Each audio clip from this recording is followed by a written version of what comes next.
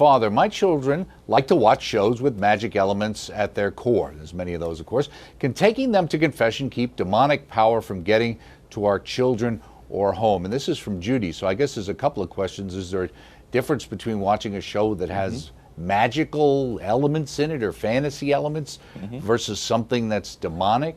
What do you think? Yeah, there certainly is. I mean, for example, the show Bewitched, with Elizabeth Montgomery there and Agnes Moorehead, so forth and so on, is more, it does have magical elements in it, but of course it is clearly discernible as fantasy.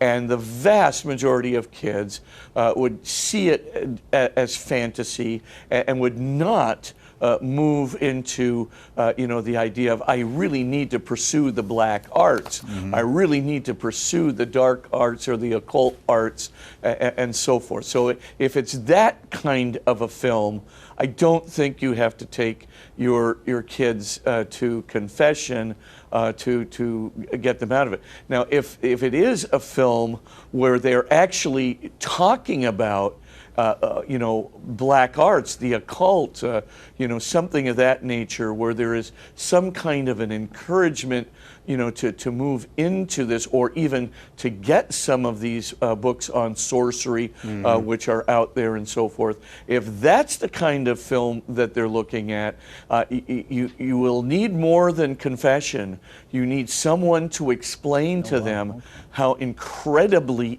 dangerous the black arts are, how incredibly dangerous. Any book, even with incantations in it, do not think these are fun things. Even Charlie is not a fun thing. A Ouija board is not a fun thing. It may look like it's fun because you're putting your fingers on the board and you're appealing to a demonic presence to move, the piece around the board and so forth and so on. Yet, it's not fun. It is an incredibly dangerous exercise. Somebody needs to take them aside and explain, do not, whatever you do, get involved in these things, because you're getting in way above your head and you're not going to be able to get yourself out of this.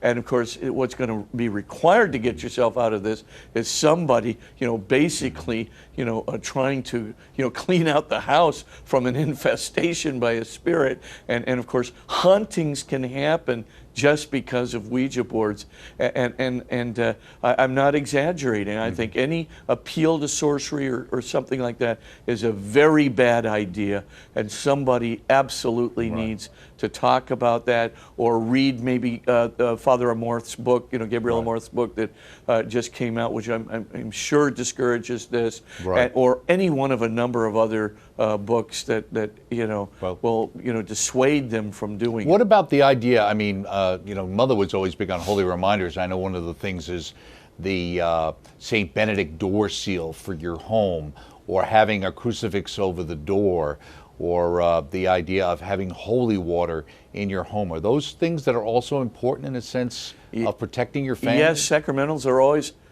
absolutely, sacramentals are always important. Blessed objects, even a religious object like a crucifix is important. A blessed religious object like a crucifix is very important. Of course, obviously the evil spirit will consider those things to be repulsive, and so it does, help keep the home holy.